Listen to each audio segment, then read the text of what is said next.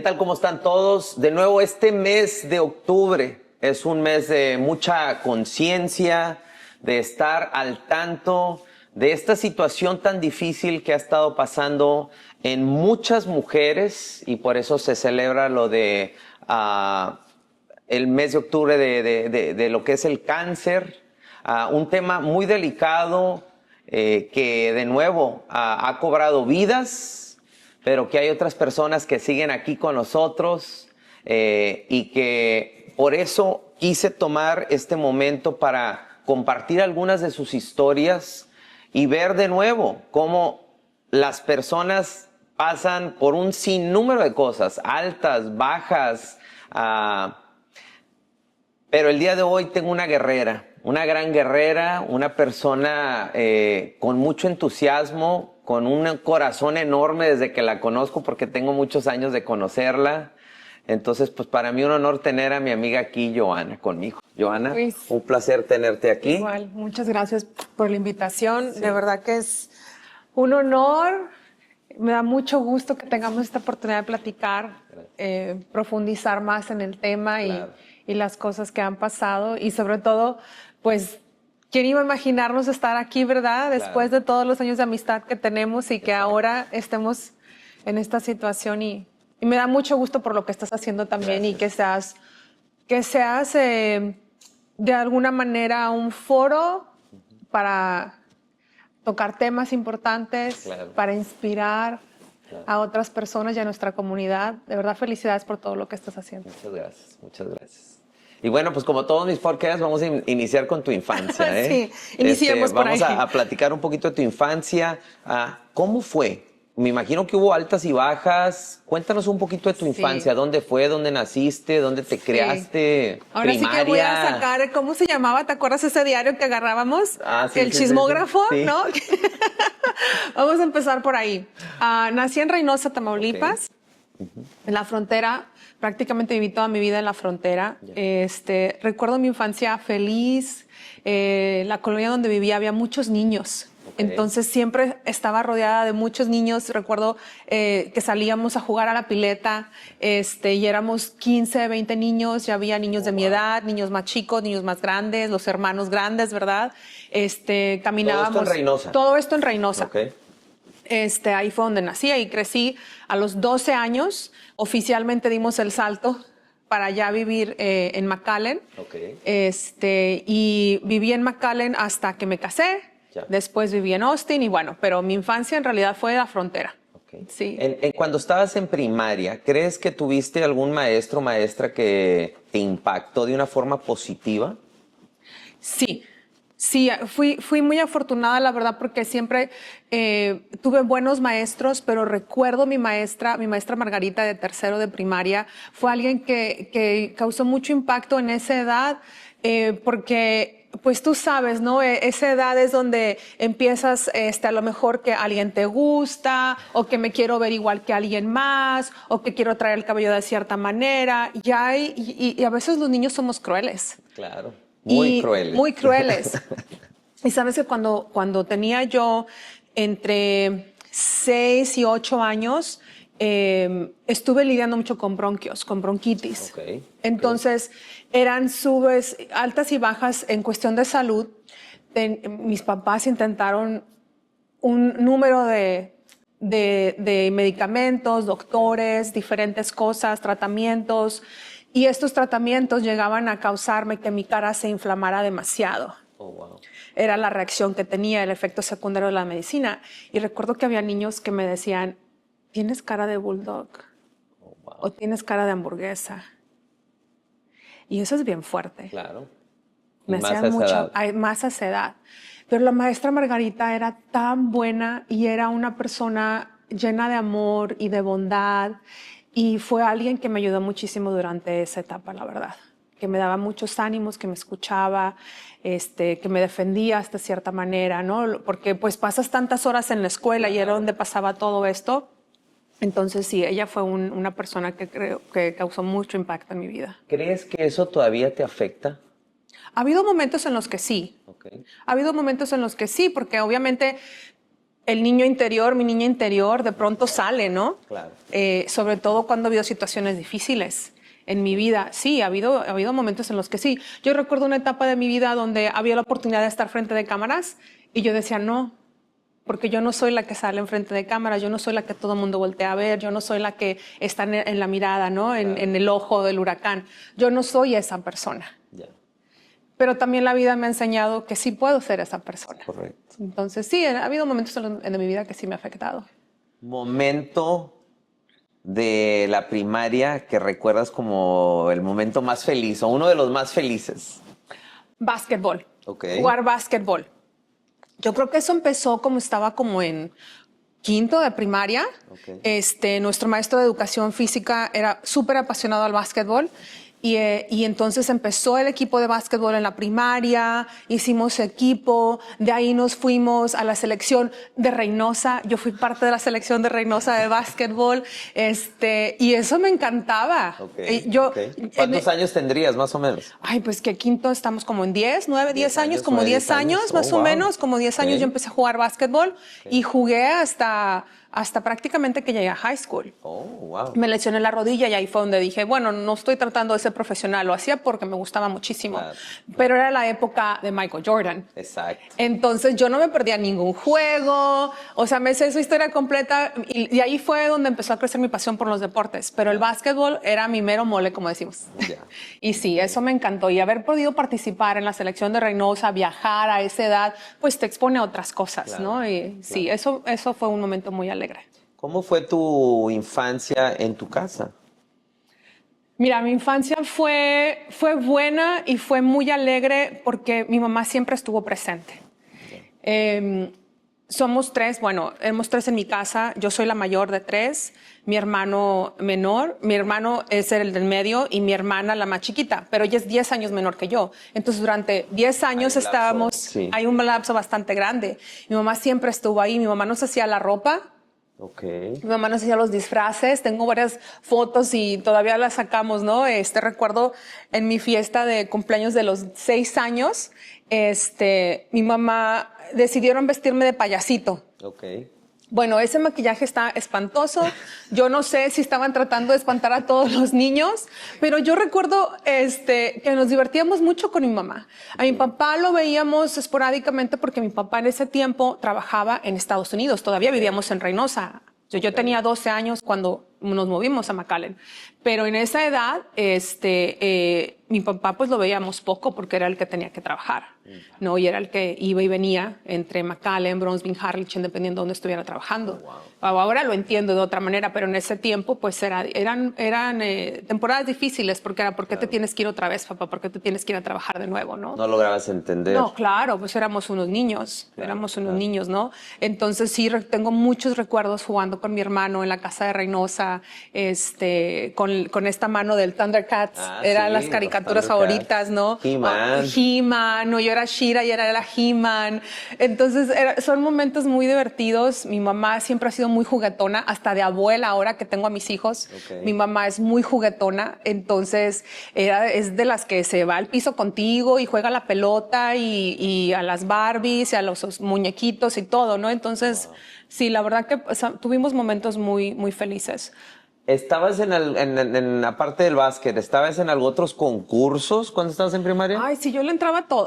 Okay. Le hacíamos de todo y mi mamá nos invitaba a que participáramos a todos, siempre pues inténtalo, no pierdes nada con intentarlo, siempre con esa mentalidad, no pierdes nada con intentarlo, ¿no? Mi mamá siempre le escuchamos decir ese tipo de cosas, ¿no? Tú puedes hacer todo, no le tengas miedo. Entonces intenté gimnasia, no era lo mío, era más, seguíamos con el básquet, natación, sí. ¿Sabes qué me acuerdo?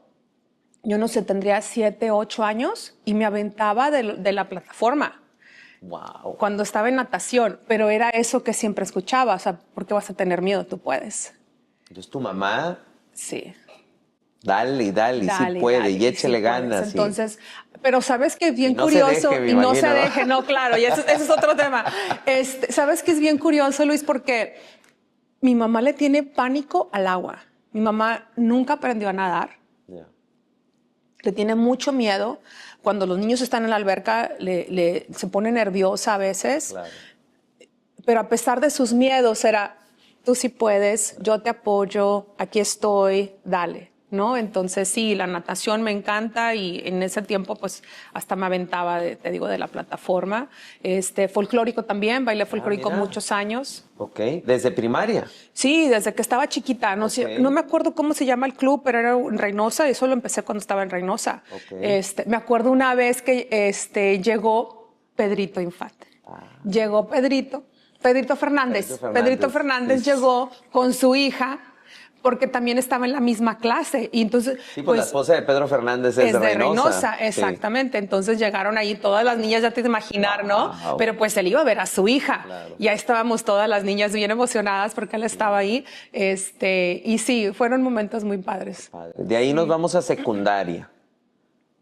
Por lo general, en esos años es cuando empezamos quizá a tener algún tipo de rebelarnos, de mi papá es también muy a la antigua, mi mamá también, no me entienden. ¿Tuviste algo de eso en secundaria o prepa? Sabes que fue bien interesante porque fueron años difíciles. Yo creo que más que la primaria, los años de secundaria fue otro tipo de dificultades porque nos mudamos a los 12 años. Okay. Yo me acuerdo que esta idea de venirnos a McAllen a vivir a Estados Unidos había surgido y hay algunas pláticas vagas que recuerdo que mi mamá decía, es que pues si nos tenemos que ir hay que irnos, no es lo mejor para la familia. Y mi papá muchas veces decía, pero es que los niños no se quieren ir. Los niños no se quieren ir. Y pues obviamente como niño no quieres dejar a tus amigos, no quieres dejar tu casa, no quieres dejar lo conocido, ¿no? Es difícil. Entonces a los 2 años que nos mudamos, yo sabía muy poquito inglés. Y sabía, lo poquito que sabía era porque en la primaria nos daban una clase de inglés. Y me acuerdo que este maestro, me hacía la vida tan difícil en esos 30 minutos a la semana, porque mi nombre se escribe Johana. Entonces lo pronunciamos Johanna, la H es muda, ¿verdad? Correcto. Para nosotros es así. Pero él me decía, no, es que tu nombre es Johanna. Y yo, pero es que así no me pusieron mis papás, me pusieron Johanna. Y era una discusión a veces de 30 segundos, pero a mí se me hacía eterno. Porque me hacía mucha burla. Entonces, cuando llego a Estados Unidos, ya a McAllen, el inglés no fluía. A pesar de que tenía años con esta clase y sacaba yo mi 100 en inglés, el inglés no fluía. Yo podía traducirte palabras, pero no podía poner palabras para tener una conversación. Claro. Entonces entra el miedo, el pánico, ¿qué voy a hacer? Nadie me va a entender, inseguridad. Yo estaba por terminar 6º año cuando nos tenemos que venir, no pudimos esperarnos. Me acuerdo que íbamos y veníamos, los últimos 2 meses posiblemente de 6º, íbamos y veníamos. Bueno, pasa el verano como si nada, ¿no? Entro a 7º, ya a grado 7, que ya es la secundaria. Y mi vecina, que ya tenía 1 año en esa escuela, me dice, yo te voy a dar el tour, te voy a decir dónde va a estar tu salón y todo. Ok. En ese tiempo, el salón donde nos tocaba a nosotros, porque éramos los niños recién llegados, los que tenían que aprender inglés, ESL, English as a Second Language, nos pusieron en un cuartito afuera del edificio. Allá atrás, en el patio, de madera. Ahí nos tocó.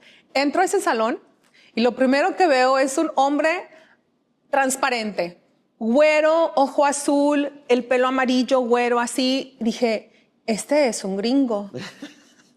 No me va a entender. ¿Qué voy a hacer aquí? Y dejo mis libros, mi cuaderno, y le digo a mi vecina, vecina, es que él no me va a entender. ¿Qué voy a hacer? Pasan unos minutos, suena la campana, entro, y este gringo hablaba perfecto español. Mr. Crafts. Mr. Crafts está viendo esto, le mando un saludo, porque es una persona que aún está en mi vida. Oh, wow. Pero en ese momento yo tenía mucho miedo. A los 6 meses, entonces, bueno, el primer semestre era dale y duro. Empecé... ¿Esto es secundaria? Esto es secundaria, esto ya es junior high, es secundaria. Y yo tenía... ¿En qué secundaria era? Travis Middle School. ¿Y él sigue en Travis? ¿No sabes? No sigue en Travis. Ya ahora también da clases para adultos de inglés. Está muy, muy involucrado con la comunidad. Ayuda mucho a organizaciones que ayudan a migrantes. Sí, he aprendido mucho de cómo él llegó a aprender español. Vivió en México, vivió en Colombia. O sea, ha estudiado mucho. Y tiene un método muy bueno para enseñar.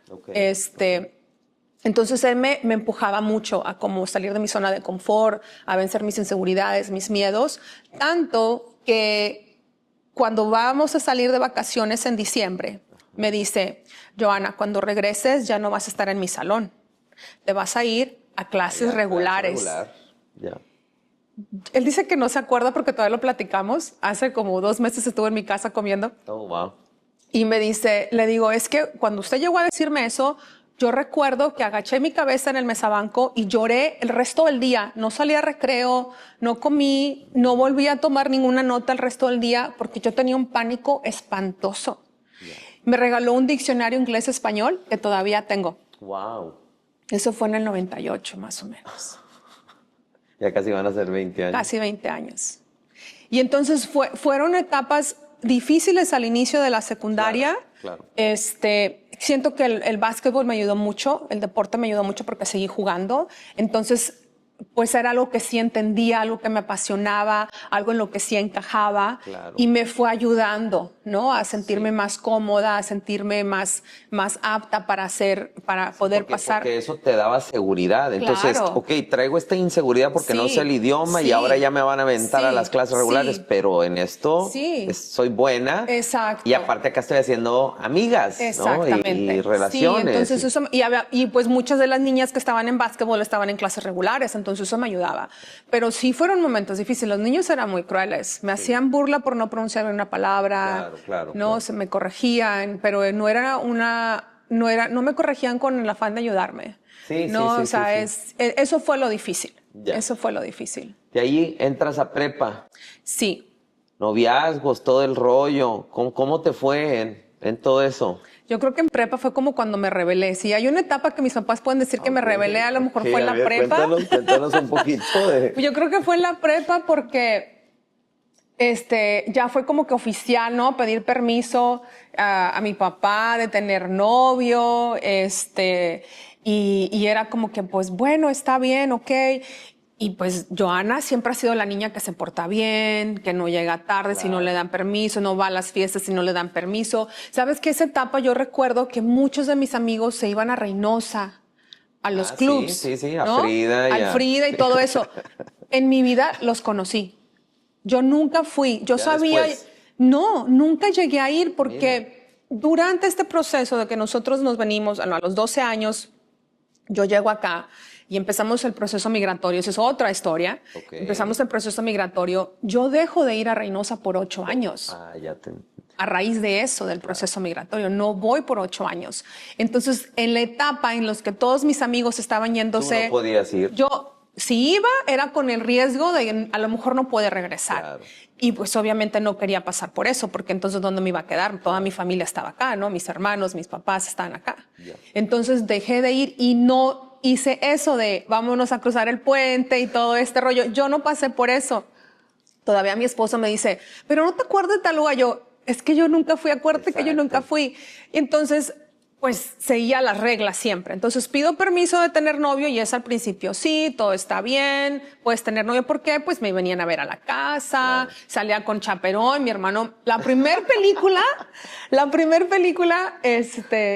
que vi en el cine con mi novio en ese tiempo fue Titanic. Oh, wow. Y en medio de mi novio y yo estaba mi hermano. Y él estaba cuidando las palomitas. Así fue como fue mi primer date oficial, ¿no? Que pedí permiso. Pero entonces, pues, empiezan las fiestas de high school y todo esto. Y pues yo quería ir porque aparte ya tenía novio. Y luego después mi novio ya tenía carro. Entonces queríamos ir a las fiestas. Y mi papá, no. Ok. No tienes permiso. Yo, pero si ya es mi novio como desde hace 1 año y siempre estamos... Y ahí fue donde me empecé a revelar hasta cierto punto. Ahí. ¿Qué tipo de cosas hacías para revelarte? Pues mi mamá era como que... Era la que me ayudaba un poco, pero a veces llegaba un poquito más tarde, o a veces me iba a una fiesta, pero no era esa fiesta, o me iba con la amiga y no iba a ir el novio, pero sí iba el novio, ¿no? Si mis hijos están viendo esto, olvídenlo. Nunca sucedió. Nunca sucedió, ¿verdad? Entonces sí, eran cositas así, pero Yo creo que si les preguntas en mi casa si Johanna se rebeló algún día, te van a decir que no. Claro. Si Johanna se portaba mal, te van a decir que no. Siempre he sido la niña no normal. ¿Tú sabes la familia Peluche? Sí, sí, sí, sí. No, y que a la niña le dicen, ¿por qué no eres una niña normal? Que es la que... Yo siempre digo, soy la niña no normal de la familia Peluche y soy la Lisa Simpson, soy la Lisa Simpson de los Simpsons, ¿no? Claro. Siempre he sido esa niña. En mi casa siempre fue así. ¿Alguna razón por qué crees que ha sido de esa forma? ¿Siempre? No sé, creo que como que automáticamente el tener el título de la hermana mayor, Dios. el tener el título de la hermana mayor tiene un peso, aunque no sea algo que tus papás... ¿Qué era lo que iba? O sea, Sí. tu papá, tu mamá nunca te dijeron, pues tienes que poner el ejemplo, o sea, tú eres la mayor. No. No. Yo no recuerdo eso, o sea, que me hayan como que inculcado, es que tú eres la mayor, te tienes que comportar de esta manera, tienes que dar el ejemplo, no. Es algo que... O sea, nada más que me nació, o sea, ¿te nació? que me nació. Siempre estaba preocupada por los demás, cómo se sentían los demás. Entonces, nunca quería hacer a mis papás enojar, nunca quería hacerlos sentir mal por mis acciones o que estuvieran tristes por mis acciones. Como que tenía demasiada conciencia de eso. Claro. Y eso me llevaba a ser la niña que siempre se portaba bien, ¿no? Yo recuerdo que mi mamá me castigó una sola vez. Ok. Hace poco le contábamos la historia a mi niña, porque mi niña no lo puede creer. Dice, mami se portaba mal, como y fue antes de, yo no sé, tendría a lo mejor 9 años, Ok. 9, 10 años. Y en esa colonia, te digo, había muchos niños. Entonces los niños grandes, que eran los adolescentes, ¿no? Podían ir a rentar una película, como el Ya. tipo Blockbuster, Ajá. ¿no? Sí, sí, sí, Pero sí, en sí. Reynosa, y estaba a 2 cuadras de mi casa. Entonces, los niños grandes iban y de vez en cuando invitaban a los chiquitos como que vámonos todos, es el viernes, vámonos todos a caminar y ahí vamos 20 niños. Y mi mamá no me dio permiso de ir y yo me fui sin permiso. No sé cuántos minutos nos tardamos, no sé si fueron 10 minutos 30 minutos, o una hora, no sé, pero yo recuerdo cuando yo llegué, mi mamá estaba como jamás la había visto. Wow. Súper enojada, aparte bien preocupada. ¿Y por qué te fuiste? Ya sabes, ¿no? Me castigó 2 semanas sin poder salir a jugar. Creo que fueron 2 semanas. 2 semanas sin poder salir a jugar y teníamos una banquita. En ese tiempo mis papás tenían una tiendita, en la tiendita de la esquina. Y me recuerdo que mi madrina vivía con nosotros o estaba ayudando con algo. Estaba ya con nosotros en esta temporada. Y teníamos una banquita fuera de la tiendita y nada más me sentaba yo con mi madrina allá afuera a ver a los demás niños pasar. Y no podía salir a jugar. Y eso fue muy difícil para mí. Claro, claro. Muy difícil para mí. Más a esa edad. Y más a esa edad, porque ándale, Johanna, vamos, ándale y vamos, ándale y vamos. Y yo, pues no, porque no me dan permiso. Y estuve muy triste. Sí, estuve muy triste. Wow. Entonces, pues ya no me volví a portar mal, porque qué tal Exacto. si me castigan de nuevo, Exacto. ¿no? Después de prepa o estando en prepa, te recibes de prepa, ¿cuáles eran tus planes? ¿Qué tenías en mente hacer? Yo tenía muchas ganas en ese tiempo de ir a la universidad y primero empecé queriendo ser maestra y después quería ser psicóloga. Sin embargo, por mi estatus migratorio, que en ese tiempo todavía no se arreglaba, Claro. el dinero que teníamos que pagar para la universidad era mucho, porque me tenían que cobrar como fuera del estado, como un estudiante extranjero. Sí, y era una situación internacional, ¿no? internacional, sí, era una situación difícil porque mi estatus migratorio no decía, no calificaba yo como estudiante internacional, porque ya tenía viviendo en Estados Unidos 10 años. Ok. ¿No? O sea, ya tenía un buen tiempo aquí. Ya. Entonces no calificaba como un estudiante internacional y tampoco calificaba como un estudiante residente. De hecho, estuve a punto de no poder entrar a la universidad, de no ir al colegio, porque decían, no, pero es que no eres residente legal todavía. Ya. Solamente has vivido aquí y estás en proceso de ser residente legal. Pero en ese año, yo me gradué de high school, de la prepa en el 2000, y en ese año pasaron una ley donde si habías ido a high school, a la prepa, aquí, durante los 4 años, podías entrar como si fueras residente al colegio. Ok. Pero eso fue para el colegio comunitario, que fue el STC, ahora STCC. Ahora es TCC. Ajá. Bueno, es TCC en aquel entonces, Bueno, ahora y ahora es TC. STC, ya es al revés, ¿verdad? Ya, ya, Ahora ya, ya. STC. Entonces logré entrar a la escuela. Siempre me gustaba la tecnología, entonces estudié sistemas de computación, sistemas de redes. Y de ahí yo era la que en la casa, cuando empezó el internet, el AOL, y que ¿no? ¿Te acuerdas? Yo era la que ponía los cables en mi casa, Luis. wow. O sea, yo corrí los cables en esta casita que teníamos. Vivíamos en una casa móvil en ese tiempo. Ok, ok.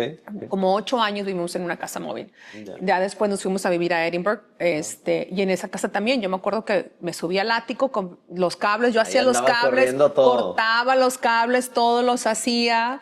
Esa pasión por las herramientas y armar y desarmar cosas viene también de mi niñez, porque mi papá cambiaba el aceite del coche y las llantas y nos tenía ahí con él. Y entonces es algo que me gustaba y hacía ya de grande también, ¿no? Okay. Entonces mi sueño de ir de ser maestra o de ser psicóloga se fue truncando un poco por las circunstancias, ¿no? La situación económica no nos daba esa oportunidad, la situación migratoria tampoco. Claro, claro. Entonces, y como estuve a punto de no poder ir, aproveché lo que sí. Ya. Aproveché lo que sí pude hacer. Entonces, como quiera, fíjate, eso es bien interesante porque hay personas que dicen, no, pues por mi situación esta, pues ya mejor aquí todo tranquilito. Y tú hey, ¿sabes qué? Bueno, pues no se puede por acá, pero le busco por acá y de acá le busco por acá y ahí me la voy llevando, ¿no? Sí, pero es algo que siempre he visto en mi familia, entonces para mí fue como que muy normal. O sea, en mi familia yo nunca supe si no había para comprar pollo o carne. Claro. Yo siempre supe que había que comer. Exacto. Entonces, muévase. Yo nunca supe si mis papás traían hoyos en los zapatos. Claro. Siempre supe que había unos zapatos para mí. Exacto. ¿No? Entonces, siempre buscábamos la solución, la manera de poder hacer las cosas y de vivir de la mejor manera posible dentro de nuestra situación, nuestras circunstancias. Sí. Y allí, de STC, ¿qué sigue? Pues de sí, en ese tiempo no había este nivel de tecnología que hay ahora, obviamente. No había tantas oportunidades de trabajo en el medio. Las personas que estaban ahí duraban muchos años. Okay. Entonces, no encontraba yo trabajo. No encontraba trabajo. Aparte, estaba también en esa situación migratoria que estaba esperando. Ya estaba por cumplir 21 años y mi miedo era que si cumplía los 21 años iba a perder todo. Entonces me quedé literalmente como 4 meses. Mi residencia y mi permiso de trabajo llegaron 4 meses antes de yo cumplir 21 años. Es mucha incertidumbre, Johanna. Bastante. Bastante. Entonces, en cuanto ya sé que me llega mi permiso de trabajo, empiezo a buscar trabajo en todas partes, porque lo que quería era poder trabajar. O sea, imagínate, todo este tiempo. Entonces mi mente, yo recuerdo, ok, voy a cumplir 21 años, todavía estoy dependiendo de mis papás, porque no puedo como apoyarlos. Lo que yo podía hacer era mínimo y era con apoyo de ellos. En esos tiempos empecé a vender joyería, le vendía a quien fuera y era como me puede ayudar un poquito. Después empiezo con lo de las promociones de los clubs. Ah, sí, cierto. Que hice el yate, que hicimos por varios años, ¿no? Con otros amigos. Sí. Y cuando encuentro trabajo en T-Mobile. Correcto. T-Mobile. Y ese fue mi primer trabajo. Wow. Ese fue mi primer trabajo, T-Mobile. ¿Esto fue más o menos en qué año, Johanna? 2005. 2005. En el 2005 entré a trabajar a T-Mobile. Y ahí estaba también Licer. Ahí estaba Licer entró un poquito después. Les mandamos un saludo. Sí, un saludo a Licer y a Vicente, que también los queremos mucho. Ellos entraron un poco después. Yo terminé trabajando para T-Mobile casi 13 años. Empecé aquí local en el centro de llamadas. Ahí estuve 9 años. Y es una gran escuela, fue una gran escuela para mí. Lo que iba, o sea, ¿qué crees que te bueno, me imagino que te enseñó un sinnúmero de cosas, ¿no? Sí, porque aparte en el centro de llamadas de T-Mobile aquí en Mission, pasó por muchas etapas diferentes. Cuando yo entro era servicio al cliente. Entonces lidiábamos con todo lo que tenía que ver facturas, que si el teléfono no sirve, pero lo transferíamos. No éramos un centro técnico. Era solamente de facturas y servicio al cliente. No agregar, cambiar servicios, cambiar de número de teléfono, etc. al poco tiempo de yo entrar ahí, me empiezan a decir que si quiero tal vez tener otro puesto, ascender, escalar, empiezo a ayudar con las clases de las personas nuevas y luego empiezo a ser asistente de un coach, así se le llamaba el supervisor de un coach, y me llegaban todas las llamadas de los clientes enojados. Entonces era eso, ¿no? Lidiar con el temperamento de las personas, ¿no? Y acoplarte y bajarlos, no ponerte a su nivel, porque si alguien te está diciendo de qué te vas a morir, pues existe una posibilidad que te vas a escalar. Que te vas a escalar, ¿no? Entonces, ¿cómo lidiar con eso? También nuestro horario cambiaba cada 6 meses. Entonces, yo tenía a veces equipo diferente cada 6 meses. Y cómo te adaptas rápido y eficiente y eficazmente a 12, 15 otros personas. caracteres distintos. Exactamente. Y cómo los motivas para poder hacer bien su trabajo y todo. Entonces, para mí fue la mejor escuela que me pudo haber tocado, porque hasta el día de hoy te puedo decir que utilizo cosas que lo puedo aplicar en muchas cosas, en mi vida personal, en mi vida de trabajo, ¿no? Entonces, siempre he estado muy agradecida por lo que aprendí ahí. Obviamente hice también relaciones muy buenas, amistades muy buenas que todavía conservo, pero sí, fue el centro de llamadas por 9 años, y después también tuve la oportunidad de trabajar en el lado de retail, y eso fue ya cuando estábamos en Austin. En Austin. Sí. Después de T-Mobile. Después de T-Mobile.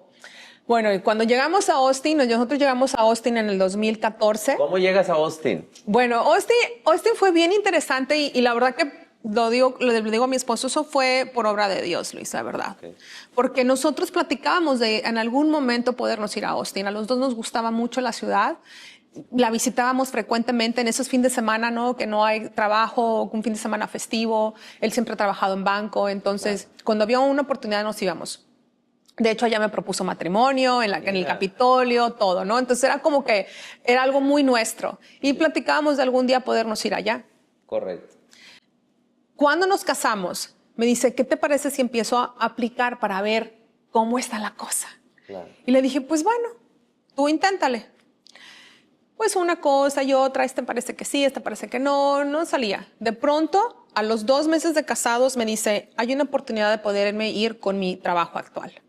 Dijo, ¿cómo ves? ¿Nos vamos? Le dije, pues déjame preguntar en T-Mobile, porque si tú te vas y allá no hay centro de llamadas. Entonces, ¿a qué me voy a ir? Deja ver si me puedo transferir a retail. Ya.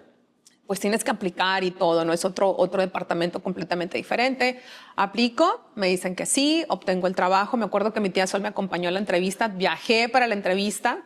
Mi tía me acompaña, y pues sí, me llaman que tengo el trabajo. Entonces empezamos esta carrera de que nos tenemos que ir. Nosotros casamos en julio desde 2014 y para septiembre, bueno, en agosto voy con mi tía también a buscar apartamento. En 3 horas de haber estado en Austin ya teníamos un apartamento. Mi esposo no lo había visto, ya había firmado contrato. Y en septiembre llega él. En septiembre él llega, mi mamá y yo nos fuimos con el camión de mudanza. Mi mamá manejó el U-Haul. Se llevó el camión de mudanza. Yo mi coche también lleno de cosas. Wilmer llega un domingo y fue toda una travesía porque él se viene en la noche tratando de ir haciendo camino, ¿no? Porque el lunes tenía que trabajar, se viene en la madrugada de sábado para amanecer domingo, se pierde porque se sale, porque tenía que llegar a echar gas o lo que fuera, se le empieza a quedar el coche sin batería, se le apagan las luces, no saben dónde está. En ese tiempo no teníamos la tecnología del GPS, que déjame encontrarte, aquí te busco, a santo y seña, literalmente era ¿cómo te busco? Pues de las 3 de la mañana que me habla que está perdido, que ya el coche no prende, llevaban hasta nuestro perro a Paco en ese tiempo. Entonces, bueno, lo vemos hasta las 8 de la mañana del día siguiente en San Antonio. Wow. Pues bueno, ya. Llegamos, el coche se arregla, el mecánico, esto y el otro, empieza su trabajo el lunes y no hay marcha atrás. Yo llego 2 semanas después, empiezo a trabajar en retail, una cosa se lleva a otra y nos quedamos allá 10 años. Así fue. Y así fue, sí. Después de eso, sé que entras en otra cosa. Sí, porque entonces allá nacen mis hijos, ¿no? Ajá. Brooklyn primero, mi niña. Brooklyn nació en el 2016. En el 2016 nace Brooklyn. Y yo regreso todavía a retail, a trabajar a T-Mobile. Y pues el mundo de retail, el mundo de las tiendas es muy rápido. te consume por completo. Ellos son dueños de ti, de tu tiempo, de todo. Claro. Pero pues la estábamos haciendo como quiera, ¿no? Entre Whitmer y yo podíamos hacerlo como quiera y estábamos sacando nuestra familia adelante y el trabajo y construyendo lo que ahora tenemos. Claro. Cuando nace mi niño, es ahí donde empezamos a ver que ya no iba a ser posible yo regresar a trabajar a una tienda, porque el horario de domingo a domingo, tener que ir cuando alguien falta o así. Yo me acuerdo que ese diciembre que decido, antes de que nazca Brandon, que decido ya no regresar, estaba helando, había mucho hielo en las calles, el black ice que le dicen, había mucho hielo en las calles y la alarma de la tienda suena. Y entonces, ¿quién es responsable de ir a pagar Uber? La gerente, y la gerente era yo. Estaba súper embarazada, estábamos preparando la cena de Año Nuevo y tuve que parar todo, decirle a mi esposo que me llevara a ver qué estaba pasando y era una falsa alarma. Y dije, yo no puedo continuar así. Esto no es vida para nosotros como familia, no es la vida que queremos tener. Claro. Entonces dejo de trabajar, me quedo en casa como 8 meses y un día llega mi esposo y me dice, ¿cómo estuvo tu día? Y yo, estuvo bien padre. No, te imaginar, con el chongo acá, todavía en pijamas, y yo, estuvo bien padre. Guardé toda la ropa de los bebés, porque mis niños se llevan 2 años, entonces ya te imaginar, ¿no? Es una vida bien rápida, bien aquí, no, el ir y venir con los bebés. Ya está la cena lista, se tomaron siesta al mismo tiempo, todo está allá, la casa está perfecta, ¿no? Y me dice, ¿y estás segura que estuvo bien tu día? ¿Que tú tuviste un buen día? Y dije, pues sí, ¿por qué? Dijo, es que mira, dijo, no sé si esto de ser ama de casa sea 100% para ti. Y yo dije, ok, algo estoy haciendo, mi mente así súper rápido, algo estoy haciendo mal, algo está mal, nuestras finanzas están mal, tengo que regresar a trabajar, ¿qué me estás tratando de decir? Claro. Dices que creo que puedes dar más y que a lo mejor te gustaría hacer otra cosa. Dijo, ¿no te gustaría regresar a la escuela, aprender fotografía, ver algo más? Y empezamos a platicar y él me presenta la idea de real estate, de bienes y raíces, porque había él conocido a varias personas a través de su trabajo que estaban emprendiendo como bienes y raíces, porque el banco donde él estaba trabajando estaba al cruzar de la calle de una escuela, allá en Austin, de bienes y raíces. Le dije, ¿sabes que no tengo ni idea qué hace un agente de bienes y raíces, un agente inmobiliario? Jamás hemos trabajado con uno, no sé de qué se trata, pero pues puedo ir a ver qué. Fuimos, me llevó, me inscribió, todo. Después de mi primer clase, todo cambió. Wow. Absolutamente todo cambió. Mi mente empezó a explorar ideas que jamás me había imaginado. Exacto. Conocí un mundo que no conocía. Vi que mi vida iba a cambiar. Y recuerdo que después de la primera clase yo llegué a la casa y le dije, nuestra vida va a cambiar a partir de ahora. Le dije, y empecé a poner metas. Dije, en 2 años vamos a hacer esto, en 5 años vamos a poder lograr tal cosa. Y él así como que, espérate, yo nada más quería como que a ver si te gustaba, ¿no? Y empecé a trabajar y a trabajar y a trabajar. Ya después me decía, oye, ¿por qué estás trabajando tanto? Pero me apasionó. Me apasionó el mundo de bienes y raíces, algo que amo, pero fue a partir de ahí. ¿Cuántos años tienes ya haciendo? Ya tengo 7 años y medio. ¿Qué consejo les darías a los jóvenes que te están viendo en cuestión de eso, bueno, que entraste en real estate, de donde has trabajado, de cómo hacer un cierre, ¿no? De todas esas distintos tipos de trabajos que has tenido que te han llevado ahora a esto. Que lo intenten todo. Que lo intenten todo y que lo hagan a la manera que se siente bien para ellos. Yo recuerdo una vez una gerente me dijo, mira, cuando estaban tratando de ascenderme de puesto, ¿no? en T-Mobile, una gerente me dice, estaba sentada con otro compañero que también estaba en el mismo camino que yo. Dijo, aquí hay 2 personas. Una que le gusta correr y otra que le gusta caminar. Y la que ocupamos es la que le gusta correr. Y no era yo. Y en ese momento yo me sentí muy mal, porque yo sabía las capacidades que tenía, pero tampoco quería comprometer quién yo soy y quién yo sabía que era en ese momento. Y desafortunadamente muchas veces caemos en eso. en el que tengo que ser la persona que otros quieren que sea, en que tengo que hacer las cosas de la manera que otras personas que sea. Claro. Y ha sido una prueba que he tenido que ver de diferentes maneras varias veces en mi vida, porque también pasa cuando eres un emprendedor. Claro. ¿No? Porque empieza la comparación. Fulanito está vendiendo tantos millones, sutanito ya tiene un equipo de tantas personas. Sí, puedes caer en eso. Puedes caer en eso, es muy fácil caer en eso. Y obviamente ahora ya con la experiencia que tengo te puedo decir, hazlo a tu manera. Exacto. Pero ya hazlo, tu tiempo, ya pero tu hazlo. tiempo, pero hazlo. Hazlo. Claro. Eso me lleva ahora a, pues por lo que tuviste que pasar. Sí. Cuéntanos de tu experiencia.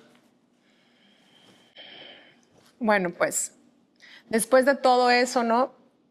La vida sigue y un día me toca ir a mi rutina, a mi examen de rutina, ¿no? De cada año. Y recuerdo que la técnica que me estaba haciendo el estudio me dice, oye, ¿no has notado algo? ¿No has notado algo diferente en tu cuerpo? Yo, no, todo normal, todo bien.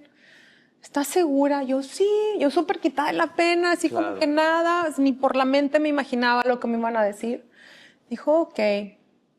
Ya viene después la doctora, dice, es que te vamos a mandar a hacer una biopsia porque estamos notando que algo no se ve bien, no me gusta lo que estoy viendo, y creo que tenemos que ponerle atención ya. Dije, ok.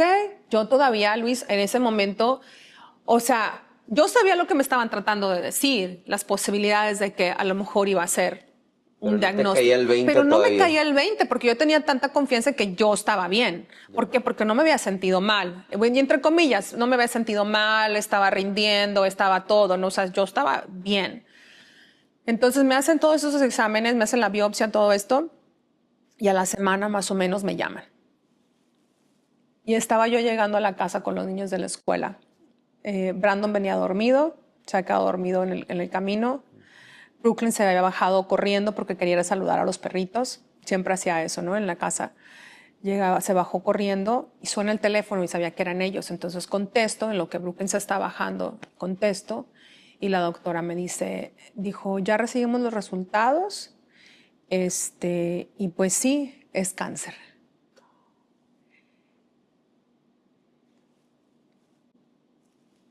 Y lo único que pude pensar es, qué bueno que Brandon está dormido y que Brooklyn se bajó corriendo y grité en silencio. Porque no quería, obviamente, que ellos se dieran cuenta, ¿no? Entonces, entramos, mami, tengo hambre, la rutina de la tarde. Un par de horas después encuentro un espacio para hablarle a mi hermana y decirle. Y mi hermana me dice, no tienes permiso de dejarme sola. Porque 8 meses antes de eso habíamos perdido a mi hermano. Entonces en mi mente estaba, obviamente no me quiero morir. Nunca me dio miedo en sí la enfermedad, es decir, nunca pensé que no iba a poder vencer el cáncer, o sea, no pensé el cáncer me va a vencer a mí, pero sí había este miedo de qué tal si no puedo estar para mis hijos. ¿Qué tal si no puedo estar para mis hijos? Y después de eso es, ¿cómo le voy a decir a mis papás? ¿Cómo le voy a decir a mi mamá que acaba de perder a su hijo hace 8 meses? Llega mi esposo a la casa más tarde. Encuentro la manera, el tiempo, ya que los niños estaban acostados y todos también, de hablar con él.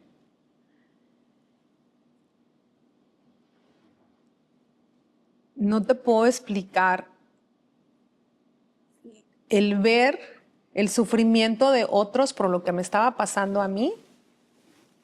Es algo muy difícil. Claro. Es algo muy difícil. Porque no puedes hacer nada para ayudarles. Así es. No puedes. No, entonces, bueno, ¿ahora qué vamos a hacer, no? ¿Qué tenemos que hacer? Empiezo a investigar, a preguntar, a hablar a los doctores, espero mi cita. Primero veo a una cirujana en Austin, a la cual fui referida por mi doctora, que fue la que me mandó a hacer el estudio, todo esto. Y me da tanta información, pero es una biblia de información la que te dan en un solo y es tan casual, así como ahorita, es tan casual la conversación. Sí, ya como cualquier otra cosa. Como cualquier otra cosa. Ay, tiene el flu, oiga. Nada más tómese una aspirina y ya, ¿no? Es tan casual la conversación. Y entonces yo no estaba satisfecha con lo que me estaban diciendo, no sentía que estaban escuchando mis preguntas, mis curiosidades, nada. Que me imagino que en un momento de ese impacto, o sea, está tu cerebro pensando de todo. De todo. O sea, aparte de la cuestión emocional, lo que estás sintiendo, sí, el dolor, o sea, mucho, emocional, sí, el cerebro, porque ¿no? Es una cosa, bueno, pero es que no me siento mal. O sea, yo no me sentía mal, no tenía ni un dolor de cabeza, no me dolía nada, no tenía... o sea, pero también después con el tiempo he aprendido que es que había estado poniendo mi cuerpo en overdrive, ¿no? En un método muy intenso de rendición donde igual había cosas que le tenía que poner atención, que no le estaba poniendo atención, estaba ignorando ciertas cosas. Eso lo he ido aprendiendo a lo largo de esta jornada, ¿no? De todo esto del cáncer. Pero en ese momento es muy difícil porque entonces todos están preocupados por ti, tú estás preocupado por todos. Y por mí, claro, o sea, es un ir y venir emocional muy fuerte. Claro. Me acuerdo que mi esposo me acompañó a esa primer cita y los dos salimos de ahí así perplejos, sin saber qué decir, sin saber qué preguntar, sin saber qué decirnos, cómo apoyarnos uno al otro. O sea, el roller coaster emocional es muy fuerte. El sub y baja emocional es muy, muy fuerte. Y va cambiando con el tiempo, ¿no? Porque vas aprendiendo cosas y diagnósticos y esto y opciones y a dónde te vas y qué haces y si nos vamos y la situación económica, todo cambia, Sí, absolutamente todo cambia. ¿No? Entonces, pues siempre hemos escuchado, ¿no? Que en Houston hay muy buenos doctores y está el Centro de Cáncer de MD Anderson y lo cómodo era quedarme en Austin. Pero en Austin se estaban tardando mucho para atenderme. No me daban cita con una oncóloga o con un oncólogo, porque no había citas para pacientes nuevos, estaba muy tardado y yo no tenía tiempo para estar esperando. Claro. O sea, ¿Te dijeron rápidamente como en qué nivel estabas? Sí, o sea, mi diagnóstico fue cáncer de mama etapa 2, B. Okay. Ahora sé que el B significa el tipo de agresividad. Que eso es a lo que iba, o sea, como es que para la gente que está viendo, ¿verdad? Que nunca le ha pasado algo así, o sea, para que tengan una idea, es del 1 al... es del 1 al 4. Okay. Las etapas son del 1 al 4 y el nivel de agresividad es de la letra A a la C. Okay. Y yo estaba 2B. Okay. Aquí a la mitad en las dos cosas. A la mitad de las dos cosas. Aquí lo curioso es que mi examen anterior a cuando se descubre todo, solamente había sido 8 meses antes. Okay. O sea, no había pasado ni siquiera un año. Mi cáncer se desarrolló en 8 meses nada más. Y no fue un tumor, fueron 3. Wow. Los que se desarrollaron en ese tiempo. Okay. Entonces era como, ¿qué me está pasando? Sí. ¿No? Sí. Entonces termino en Houston. Después de estar preguntando más opciones y esto y referencias, termino en Houston, me hacen más estudios, ahí fue donde descubrimos realmente cuántos tumores habían, porque originalmente nada más pensábamos que era uno. Después de todos los estudios en Houston, pasé como por 3 resonancias magnéticas, y ahí descubrimos que eran 3 tumores. Entonces tomamos la decisión junto con los doctores de hacer una cirugía y remover por completo todo. ¿Antes de la cirugía o después de la cirugía es cuando empiezan con la quimioterapia?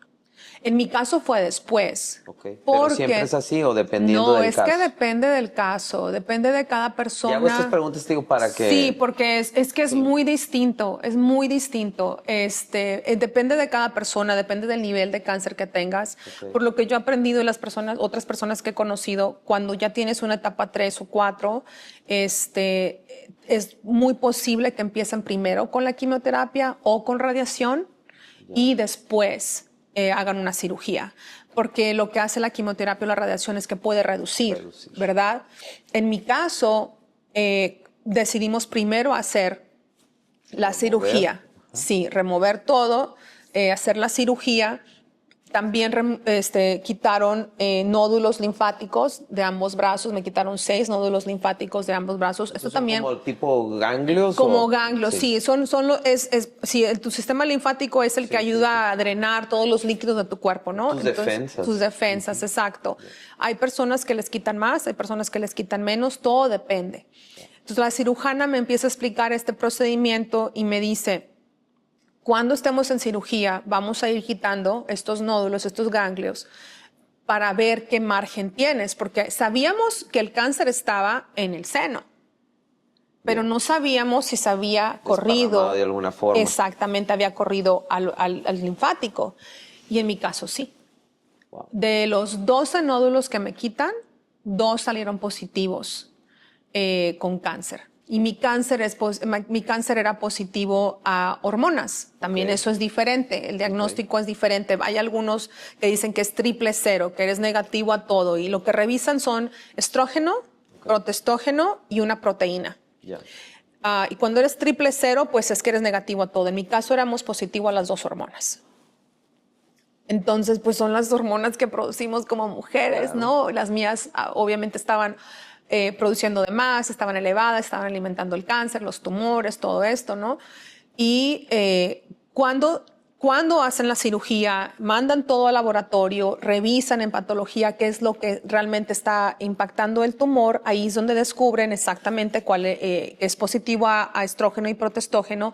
Ahí determinan cuál va a ser mi tratamiento de quimioterapia y de radiación. Porque todavía hasta el día de la cirugía no sabíamos si me iban a dar quimio y si me iban a dar radiación. Todo era poco a poco, vamos descubriendo. Después de eso, entonces Después vemos. de eso. Y para otras personas es al revés.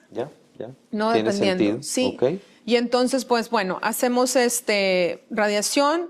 Mi tratamiento fueron 16 sesiones de quimioterapia y 16 sesiones de radiación.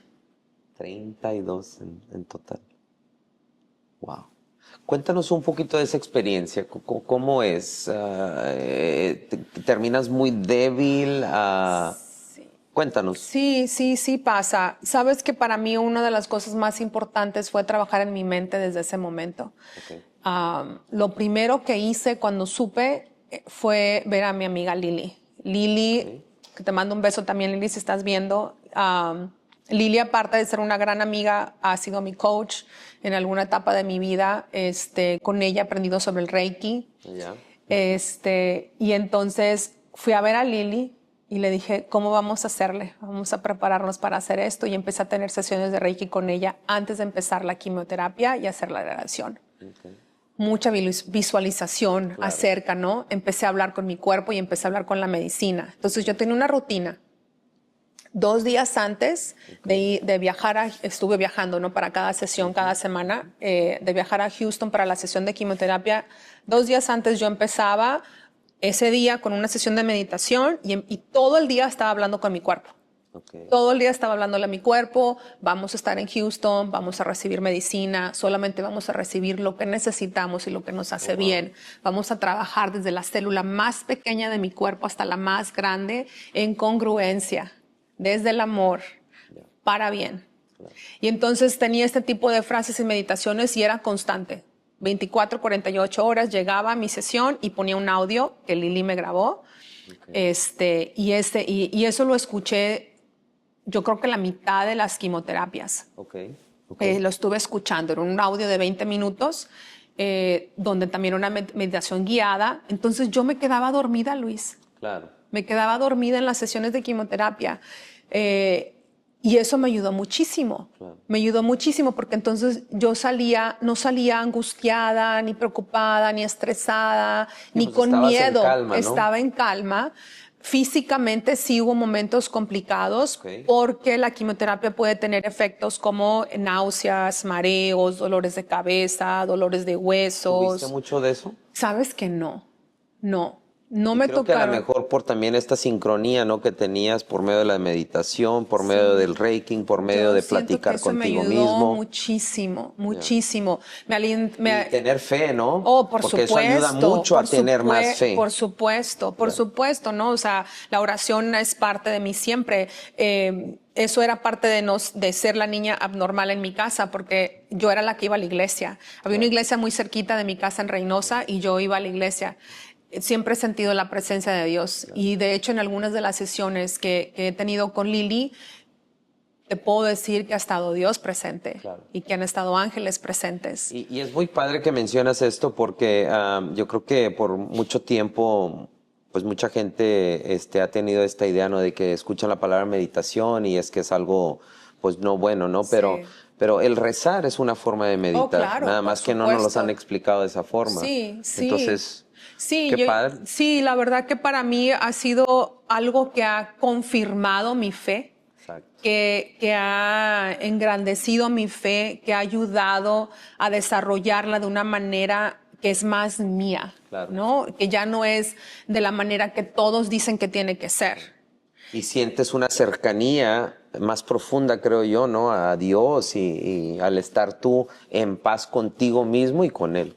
Oh, por supuesto. Y me han pasado, bueno, un sinnúmero, es para otro episodio, sinnúmero de cosas raras, por decirlo así, en situaciones como estas. Una que me pasó, que fue muy importante para todo este proceso, en una sesión de Reiki que hicimos antes de la cirugía con Lili, una de las cosas que recuerdo es que yo estaba acostada, que alguien estaba tomando mi mano derecha y que alguien pasa enfrente de mí. Y es exactamente la misma imagen y fue así como sucedió cuando yo cierro los ojos, cuando ya me hace efecto la anestesia. Estaba una doctora agarrándome la mano, alguno de los enfermeros pasa enfrente de mí y ahí yo cierro los ojos. Wow. Era la misma imagen y la sesión la habíamos tenido como, no sé, 2, 3 semanas antes de la cirugía. Entonces, al nivel de conexión espiritual que yo siento que he podido llegar a través de todo esto, y para mí ha sido primordial en todo esto. Exacto. Es algo fundamental que me ha ayudado muchísimo. Entonces, cada decisión que he ido tomando ha sido con conciencia, con confianza y con muchísima fe, porque nunca me he sentido sola. ¿Cuál es el consejo que crees que debes de dejar? Digo, yo sé que por medio de tu Instagram das un chorro de consejos de cosas que pueden hacer, si están antes de o ya Sí, en el, durante, ¿verdad? sí. O en la situación, Sí. o hasta después de la situación. Sí, claro. Pero algo que les quieras dejar porque ya casi nos estamos terminando Sí. con el tiempo, pero algo que les quisieras dejar a la audiencia. No tengan miedo de hacer preguntas. No tengan miedo de ir a lo mejor en contra de la marea, de lo que la gente dice que tienes que hacer. Infórmate, porque creo que cuando tomamos decisiones con miedo es donde a lo mejor no te van a salir tan bien. Pero si tú decides conscientemente y sin miedo y con muchísima fe que esto es lo mejor para ti, nunca te va a hacer mal. Así es. Nunca te va a hacer mal. Entonces, te puedo decir que en mi casa no todos opinan que he tomado la mejor decisión en cómo he llevado mi tratamiento, ¿no? Entre mi familia y amistades familiares han cuestionado o a lo mejor hasta han juzgado, pero eso nunca me ha detenido porque a final de cuentas tengo fe y tengo confianza y la prueba es que sigo aquí, Claro. que sigo aquí. Y de todo lo que me pudo haber pasado, la verdad es que no estuvo tan mal. Exacto. No estuvo tan mal. Y creo que has podido tomar estas decisiones con seguridad y con mucha certidumbre de nuevo, porque tomaste la decisión, o como dicen en inglés, you got the bull by the horns, y dije, a ver, ¿qué es esto? ¿Cómo lo vamos a solucionar? Déjame hablarle a mi coach, ¿cómo vamos a trabajar en equipo? De nuevo, al inicio todo el mundo sabemos, cuando nos dan una noticia de ese calibre, pues obvio, No, va a ser impactante emocionalmente, Luis, físicamente y emocionalmente. Y no quiero que se confundan que todo ha sido alegre, porque no es verdad. Ha habido momentos muy difíciles. O sea, pocas veces he hablado del impacto que ha tenido esto en mis hijos. Y que muchas veces pensamos que los niños no se dan cuenta y que los niños no van a saber lo que está pasando y que diles que vas a un viaje de trabajo. y yo decidí no hacer eso. Claro, cuando no hay necesidad de tener que hacer eso, ¿no? Sí. Lo más importante, creo yo, es ser transparente con nuestros hijos. Y en su momento lo hice. O sea, yo primero me preparé yo para poder tener esa conversación con ellos. Claro, y hablé con ellos y les expliqué a su nivel. Exacto. ¿No? Ahora tienen 7 y 9 años, les expliqué lo que estaba pasando, lo que podía venir, y hemos tenido pláticas muy difíciles. Ha habido todavía recientemente noches en las que alguno de ellos se levanta con alguna pesadilla, ¿no? Hace poco fuimos a la tienda de disfraces porque ya casi es Halloween y entonces le digo a mi niña, yo creo que voy a ser fantasmita. Le dije, a lo mejor me he visto de fantasma para este Halloween. Y me dice, no, mami. Dice, porque una vez soñé que eras un fantasma y no te podía abrazar. Oh, wow. Wow. No, o que mi niño me diga, mami, es que te estuve buscando y nunca te encontré. Wow. Sí, es que sí te digo, como dices tú, es un fuerte. Impacto para toda la familia. Para toda la todos familia. tus seres queridos, ¿no? Toda la Sí. gente que te rodea que está llegada a ti. Sí. Este- Sí. Y al mismo tiempo te sientes muy apoyada y muy amada porque esas personas están ahí. ¿No? Algo Entonces, así medio irónico, ¿no? Exacto. Sí. Pero bueno, gracias a Dios, sigues viva, Sí. estás fuerte en Sí. cuerpo, mente y espíritu. Así es. Estás muy bendecida por Demasiado. Dios. Sé que hay mucha gente que te quiere mucho y te estima y que te admira. Entonces, pues de nuevo fue un placer tenerte aquí en Luis Montemayor Inspire. Espero no Gracias, sea la Luis. última vez. No, yo también. En la próxima ya nos vamos a Sí, meter en otras en cosas. otras cosas, sí. De nuevo esto por ser el mes, ¿verdad? De la Cancer Awareness. Sí. Quise hacer esto y pues de nuevo Gracias. muchísimas gracias. Muchas gracias por la oportunidad y brindar este espacio, Luis. Va. Un placer. Dios te bendiga. Gracias, Luis, igualmente. Gracias. Bueno, pues este fue otro episodio más, del Luis Montemayor Inspire. Muchos abrazos y saludos a todos y ánimo.